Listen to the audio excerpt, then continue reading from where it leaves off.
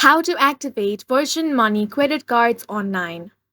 Hi guys, welcome to our channel. Let's begin. In this video, I will guide you how you can activate Virgin Money credit card online. For this, go ahead and open up any web browser and head over to my.virginmoney.com.au.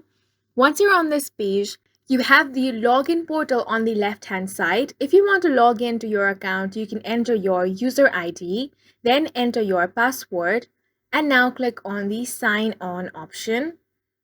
However, there is also a direct way to activate your card, and that is by clicking on the Activate Your Card option. Once you click on this, another page is going to open up. Here, you will have to enter your 16-digit credit card number. So go ahead and enter your card number or online saver IAN number. Once you enter that, you want to click on the Continue option. Now, you will be prompted to enter details such as your credit card number, expiry date, and CVV number. These details are necessary to verify your identity and activate your card. Once you have successfully entered the required information and any other additional steps, your credit card should be activated. You will receive a confirmation message or email stating that your card is now ready to use.